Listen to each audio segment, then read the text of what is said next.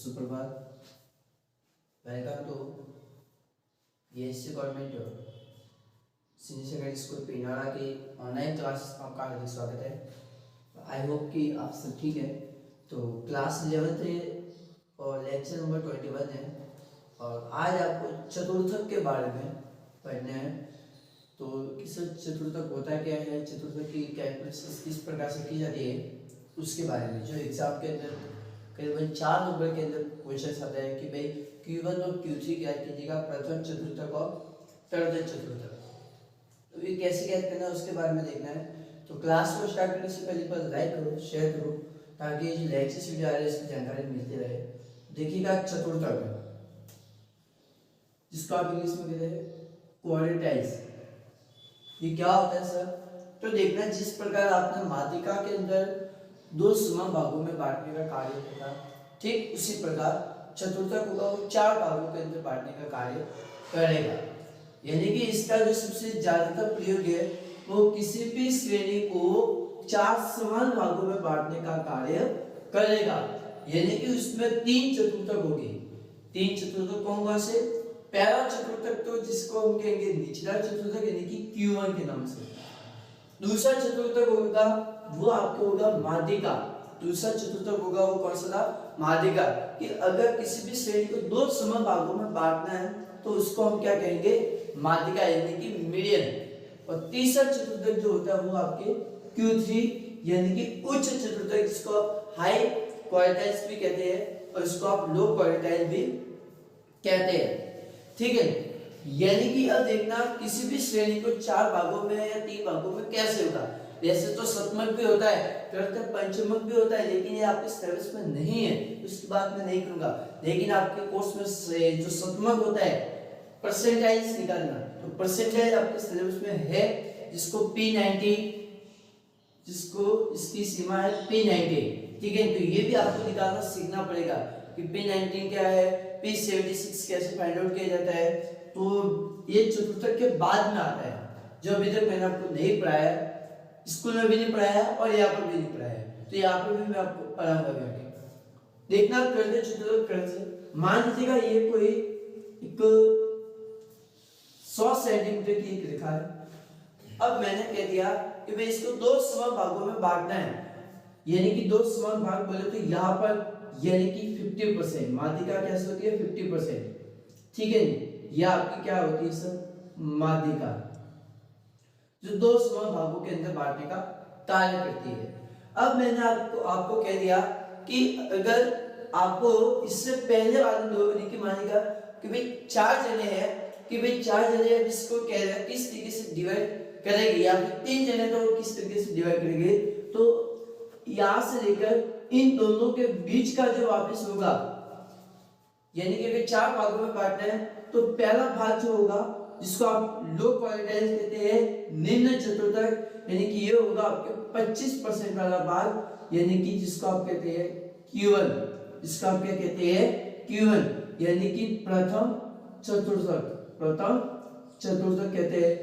ठीक है, कि भाई कोई बंदा है वो 25 रुपए दे रहा है, कोई 75 रुपए दे रहा है, और नहीं दिए तो आप कहेंगे कि सर ये तो समान दे रहा है।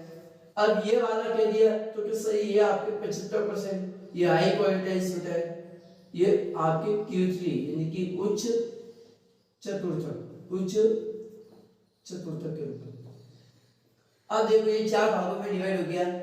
पहला भाग, ये दूसरा भाग, यानी कि 0 से 25, 25 से 50, 50 से 75 और 75 से 100, यानी कि 4 लड़के हैं। अब 4 लड़कों को अगर समान भागों में बांटना है कि भाई 100 रुपए को कैसे बांटे, तो आप क्या करोगे सर? 25-25 रुपए बांट दोगे। अगर मान लीजिए 2 समान भागों में बांटना होता तो आप क्या करते सर? 50 रुपए से करते कि भाई 50 रुपए तू रखो, 50 रुपए ये रखेगा।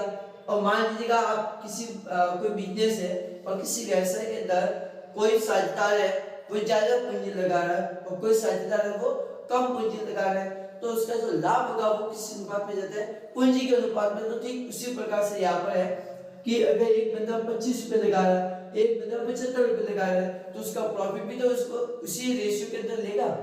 ठीक है, अब देखना कि व्यक्तिगत श्रेणी के अंदर चतुर्थक की गणना कैसे करनी है। ये तो चतुर्थक का मैंने मीनिंग्स बताया। अब देखना कि Q1 और Q3, यानी कि अब आपको इसमें फाइंड आउट करना है कि प्रथम चतुर्थक और तृतीय चतुर्थक के बारे में, यानी कि Q1 और Q3 के बारे में कैसे ज्ञात किया जाएगा, उसी के उपलक्ष्य में आपको सीखना है। देखिएगा एक क्वेश्चन दे रखा है इंडिविजुअल सीरीज के अंदर कि निम्नलिखित 15 परिवारों की मासिक आय से प्रथम चतुर्थक यानी कि Q1 और तृतीय चतुर्थक यानी कि Q3 ज्ञात करना है। देखना कैसे करना है। आपको ये आपको वैल्यू दे रखी है, आय दे रखी है कि 100 रुपए, 120, 140, 160, 170, 175, 180, 184, 189, 194, 220, 230, 250, 280 और 330। ठीक है, अब आपको देखना है कि इसको असेंडिंग के अंदर यानी कि आरोही क्रम में है तो इसी रूप में रखना है, और ये वैसे भी आरोही क्रम के अंदर ही दे रखा है। ठीक है, अब देखो मैं इसको पूरा व्यवस्थित कर देता हूं ताकि आपको दिखने में समस्या नहीं। यहाँ पर तो मैं लिख लेता हूँ ऐसा नंबर, यहाँ पर मैं लिख रहा हूँ सर ऐसा नंबर, और यहाँ पर लिख रहा हूँ ये आपकी वैल्यू यानी कि आय, इनकम। ठीक है, देखना 1 2 3 4 5 6 7 8 9 10 11 12 13 14 और 15। ठीक है, ये मैंने लिख लिया। अब इसकी वैल्यू जो दे रखी है आपको वो वैल्यू लिखनी है, तो बिल्कुल वैल्यू में लिख लेंगे, कोई आपत्ति नहीं। किस तरीके से करना है वो देखना आप अच्छे से।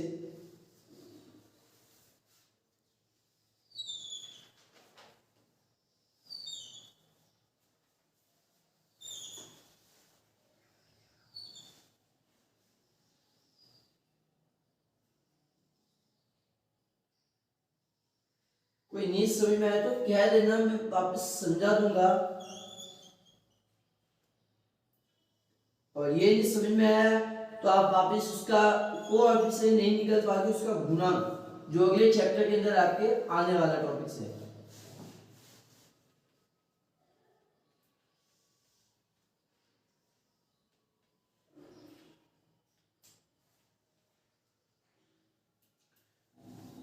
ये नीचे कट तो नहीं रहा है वीडियो के अंदर, तो वीडियो को सेट करो भाई।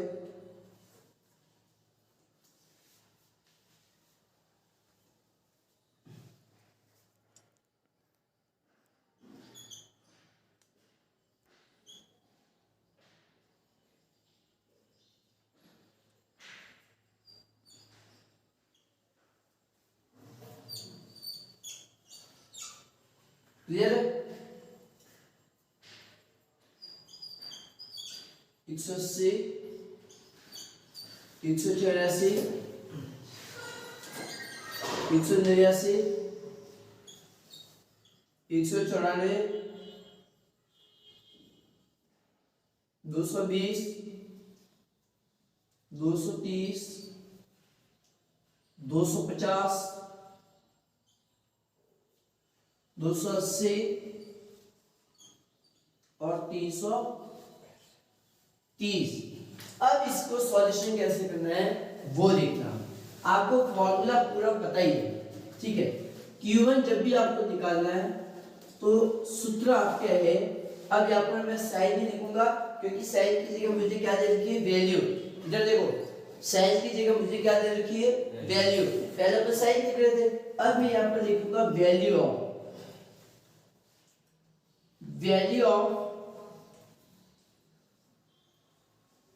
n plus 1/4। अब यहाँ पे 4 से डिवाइड करना है क्योंकि चतुर्थक है जो 4 भागों में बांटने का कार्य करती है, ठीक है। ये आपको फॉर्मूला है। n का मतलब है पदों की संख्या, n का तात्पर्य क्या है, पदों की संख्या। ये हमेशा व्यक्तिगत श्रेणी में जब भी हो तो व्यक्तिगत में हमेशा पदों की संख्या होती है। एग्जाम में पूछ ले तो ये n का मतलब क्लियर बताना है कि व्यक्तिगत में पदों की संख्या है और खंडित में पदों का योग होगा।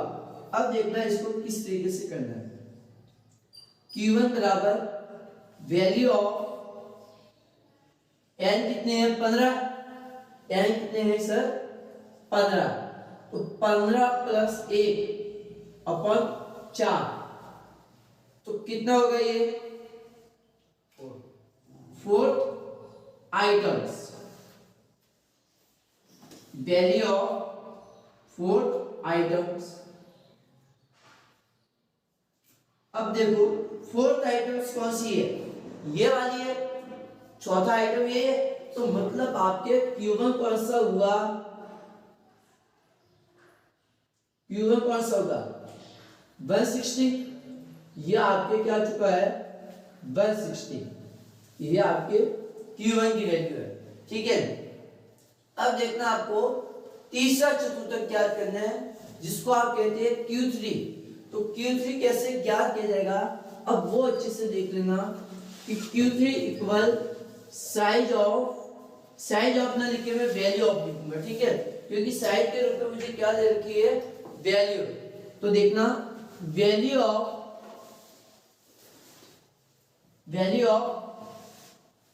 क्योंकि तीसरा चतुर्थक का मतलब 3 से मल्टीप्लाई करना है, n+1 अपॉन 4 आइटम्स। अब देखिएगा Q3 equal value of n कितने है 15 है प्लस 1 अपॉन 4। अगर मैंने यहाँ पर वैल्यू नहीं रखी होती तो मैं साइज ही लिखता, लेकिन साइज के रूप में मुझे आय दे रखी है परिवारों की मासिक आय, तो मासिक आय वैल्यू के रूप में, मूल्य के रूप में, इसीलिए मैंने साइज की जगह वैल्यू अपनाया, ठीक है। अगर नहीं दे रखा तो आप साइज ही लिखना होता है आपको, साइज का मतलब होता है आकार से। अब देखिएगा वैल्यू ऑफ कितना हो जाएगा, ये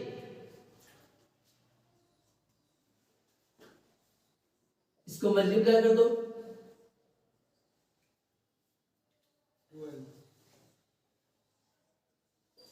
Q3 equal value of 12 which item 230, तो 12 आइटम्स आपके है, 12 पद है आपके 230 है, यानी कि आपके जो तीसरे चतुर्थक का जो मान निकला है वो आपके कितना है 230 है। लेकिन अब आपको अगर ये कह दे कि परसेंटाइज निकालना है, शतमक जिसको कहते हैं 100 भाग, तो 100 भाग अभी तक मैंने आपको नहीं बताया है, जिसको P99 तक कहते हैं, तो P99 तो मैं आपको बाद में बताऊंगा, पहले आपको ये Q1 और Q3 सीखना है, क्योंकि तृतीय पंचमक क्या होता है, शतमक चतुर्थक क्या होते हैं, तो ये सब मैं इसके बाद में आपको सिखाऊंगा। पहले आपको इंडिविजुअल सीरीज के अंदर ये काम करना सीखना, आपको n का मतलब पदों की संख्या रखनी है और 4 से डिवाइड करना है, ये आपके कैलकुलेशन करनी है। अब ये तक तो मैंने आपको बेसिक बताया, अब मैं आपको बताऊंगा कि अगर पॉइंट के अंदर आ जाए, दशमलव के अंदर, तो किस प्रकार से आपको कैलकुलेशन करनी है उसके बारे में। तो एक बार आप इसका स्क्रीनशॉट ले लो।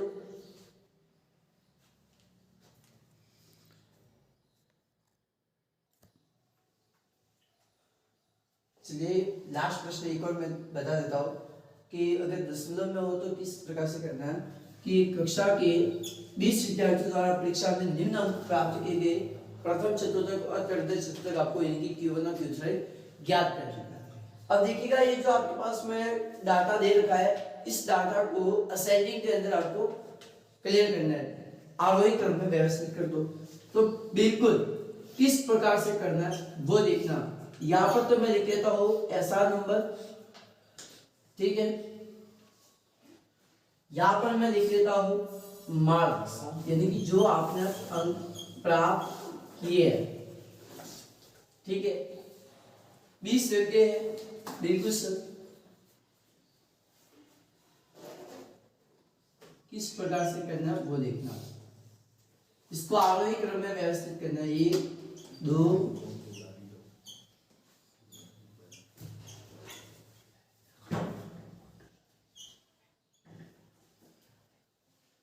सबसे पहले छोटी संख्या में देख लेते हैं, 8 है, तो सबसे पहले लिख लेते हैं 8।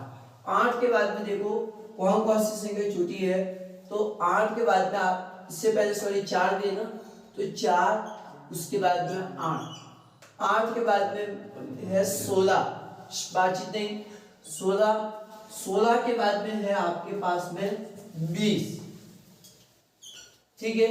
20 के बाद में है 22, 20 के बाद में है 22, 22 के बाद में है 26, ठीक सर। 26 के बाद में आपके पास कौन सी संख्या आ रही है, तो देखिएगा 26 के बाद में है आपके पास में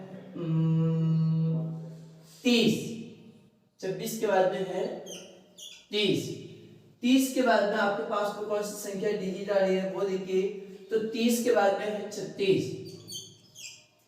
36 के बाद में कौन सा है, 36 के बाद में 40 है, तो ये लीजिएगा 40, 40 के बाद में 44 है,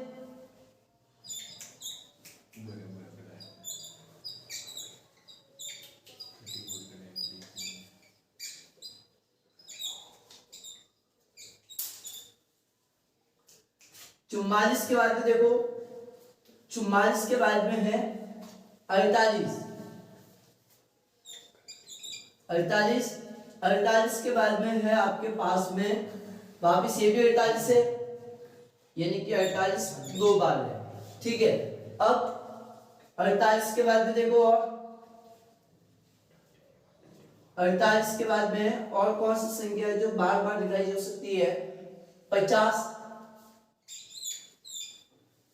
ठीक से।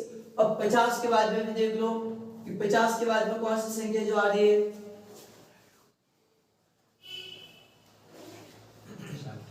50 के बाद में आपके है 60 है, 60 के बाद में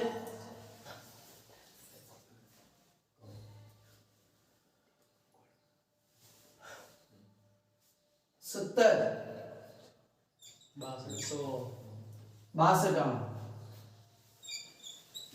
62 के बाद में कौन सी है, 70 ही है,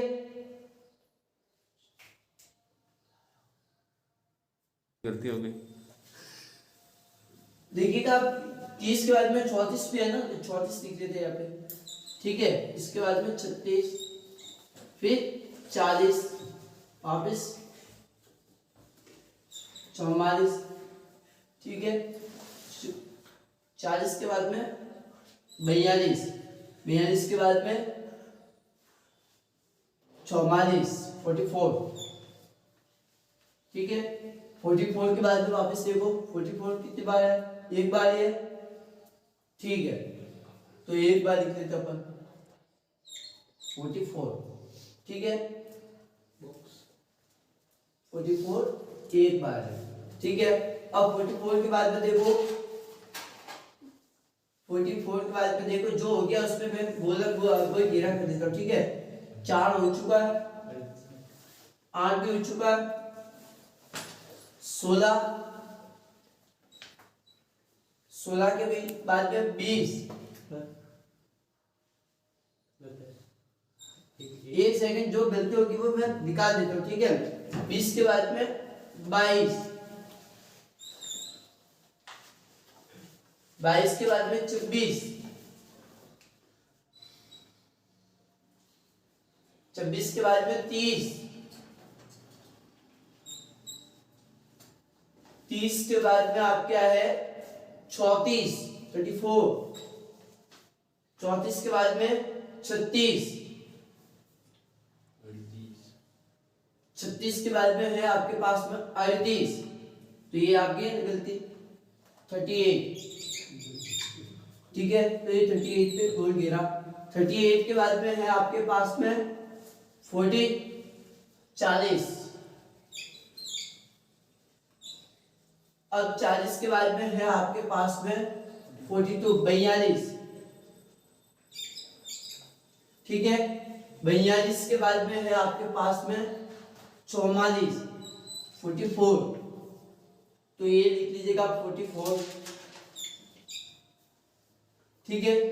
अब 44 के बाद में है आपके पास 48, तो 48 में कितने बार है, 2 बार है, ये और ये 2, 48 और 48। ध्यान रखना मैं गोल घेरा कर रहा हूँ क्वेश्चंस के अंदर, बाकी आपको गोल घेरा नहीं करना।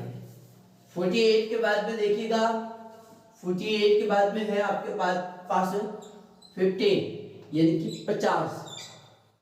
50 के बाद में देखिएगा, 50 के बाद में कौन सी है, 60 है, तो ये लीजिएगा 60।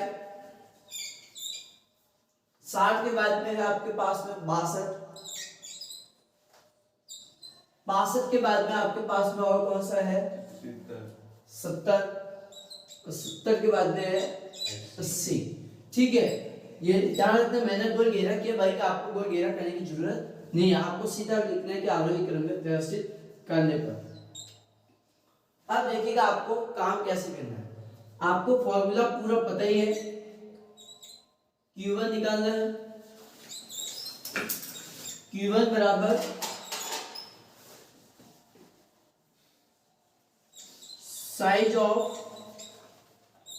n plus 1 upon 4 item Q1 equal size of n कितना है, 20 है, तो 20 प्लस 1 अपॉन 4। ठीक है, अब फॉर्मूले के अंदर डिजिट रखनी है और काम करते जाना है, लेकिन यहाँ पे जो आपके पास में जो आइटम्स होगा वो आपके दशमलव के अंदर होगा। अब दशमलव में होगा तो किस प्रकार से आपके इसकी वैल्यू निकालनी है वो देखना है। तो देखना 20 प्लस 1 21, 21 में 4 का डिवाइड करो तो 5.25 साइज ऑफ 5.25 आइटम्स विच। अब देखिएगा 5.5 यानी कि 25 में, ठीक है, तो यहां पर देखना मतलब 5 आइटम्स माइनस करना है आपको, क्या या भी नीचे कर सकते हैं, यार चलो यहीं पर कर देते, कोई दिक्कत नहीं है। 5th आइटम माइनस 6 आइटम, देखिएगा या फिर इसको मैं नीचे करवा देता हूं, ठीक है। 5.25 है, पांचवा पद और छठा पद देखना है, यानी कि पांचवा पद आपके 22 है और छठा पद 26 है, तो ध्यान रखना 5th item plus 0.25 bracket 5th items minus 6 item,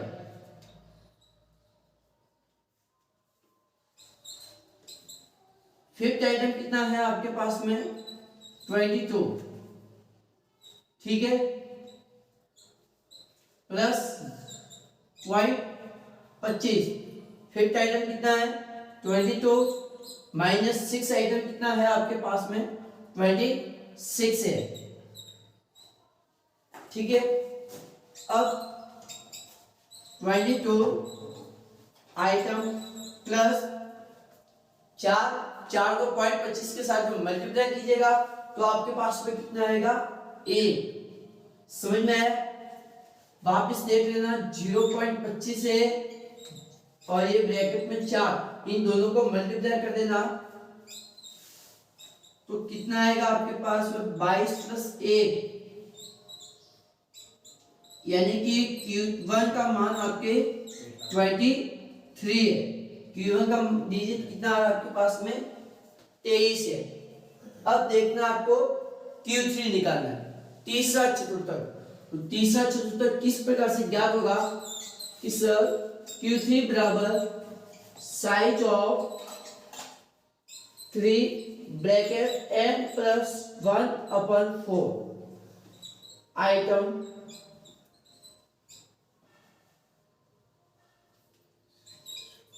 Q3 बराबर साइज ऑफ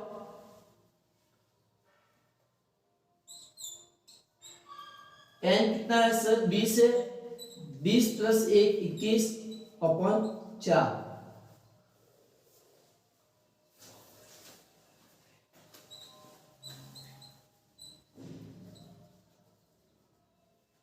कितना आ जाएगा? डायरेक्ट मैं अपना गुणा कर रहा हूं, ठीक है कि भाई 3 है, चलो मैं बाद में करता हूं आगे लेके।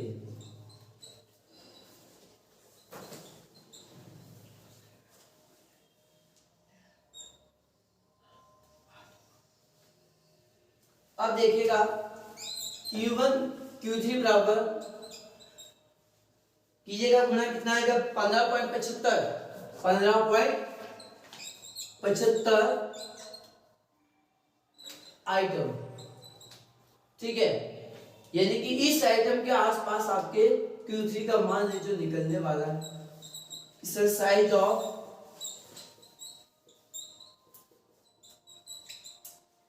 तो देखिएगा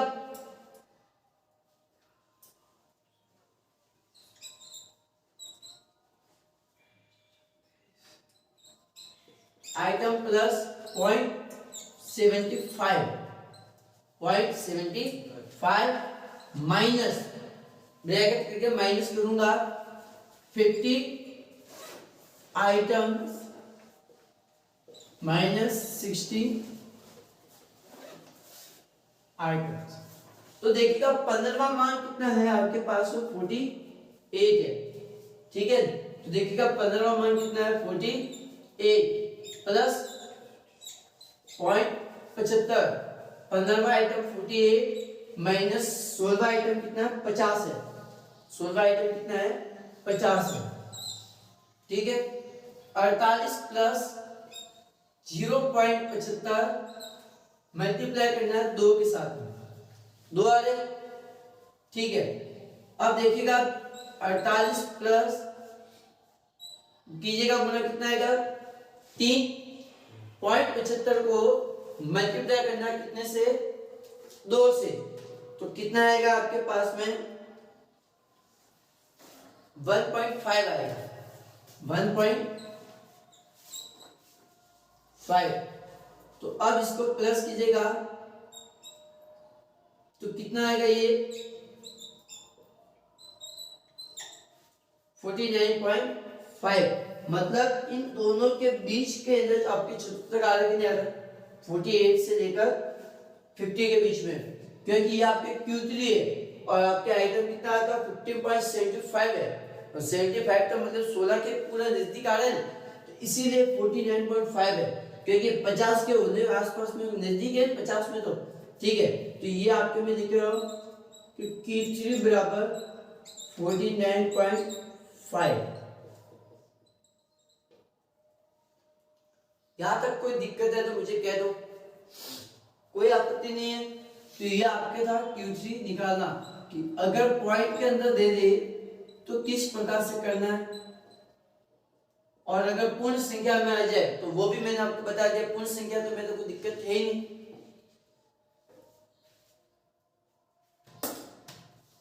ये आपके 49.5 मार्क्स आ चुके हैं, क्योंकि प्राप्तांक दे रखे थे आपको।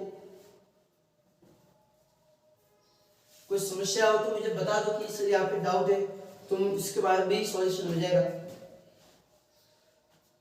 ये आपके Q3 का मान आ चुका है, केवल इतना काम करना था प्रैक्टिकल श्रेणी के अंदर बस। ये आपके Q3 का मान, अगर माध्यिका निकालनी होती तो आप n+1/2 करते, तो आपकी माध्यिका कितनी होती n+2 21 में 2 का भाग देते तो 10.5, और 10.5 आपके कहाँ आ रहे हैं, तो इन दोनों के बीच में 10.5 है। तो देखिएगा 38 और 40 78 के अंदर 2 का भाग देते तो आपके कितना आ जाता था 78 के अंदर 2 का आप डिवाइड कर दो, 78 के अंदर 2 से डिवाइड कर दो तो कितना आएगा आपके पास में 78 के अंदर 39, 78 के अंदर 2 से डिवाइड करोगे तो 39, और देखिएगा इसको वेरिफिकेशन करना है तो 49.5 और 23 49.5 प्लस 23 तो आपके आ जाएगा 72.5। इसको भी 2 से डिवाइड करते तब भी यही आता, यानी कि ये भी मैंने आपको बताया था वेरिफिकेशन करना, तो इसको नोट कर देना। नेक्स्ट अगले लेक्चर वीडियो के अंदर मैं आपको खंडित श्रेणी के अंदर Q1 और Q3 किस प्रकार से ज्ञात किया जाता है उसके ऊपर आपको बता दूंगा।